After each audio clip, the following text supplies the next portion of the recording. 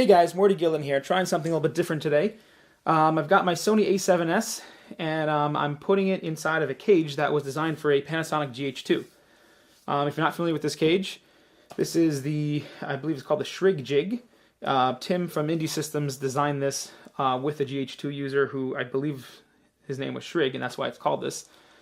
And this was designed specifically for the size of the GH2 and where the battery door is in the bottom for the GH2, and doesn't really fit a lot of other kinds of cameras. It's pretty specific. If you put a bigger camera like a Canon 5D, yeah, it wouldn't fit.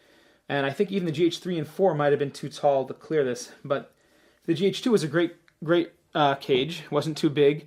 Has lots of mounting options, and it's been pretty awesome. So I thought, instead of buying another cage for my A7S, it looked like it might be able to fit, and I decided to give it a shot. Not only does it fit, it fits really well, actually. It fits better than, in some ways, than the GH2 did, and I'll show you what I mean. The GH2, one of the things about the GH2, here's, I got one handy over here. The GH2's microphone jack on the left, when you're facing the back of the camera like this, was actually obstructed by this part of the cage.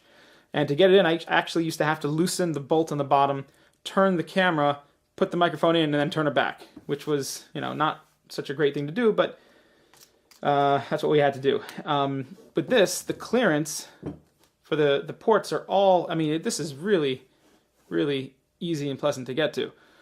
In fact, I think even that little shield that the A7S comes with to protect the jacks, I think that would even fit and still have clearance in here. I haven't tried that yet. Meanwhile, the SD slot on the GH2 also comes out the side, and the A7S's comes out forward, or backwards, I guess, depending on your perspective. So it would come out this way, and you'd have easy access to it. When the GH2 was inside this cage, I used to have a difficult time. I have to kind of get in there with my pinky and wiggle the card out to the right if I wanted to change cards. So in that regard, this camera seems to be a better fit for this cage than the GH2 was, which is funny. Meanwhile, things like the recording button is very easy to access still for movie recording.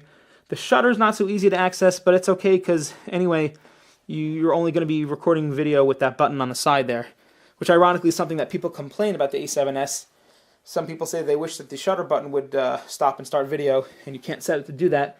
In this case, I can't reach the shutter anyway, so one problem, though, and this is a reason that I might not use this cage when I'm shooting with this later today, is that the battery door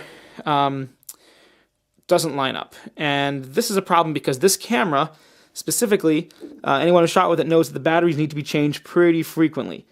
So having easy access to that battery door is a must.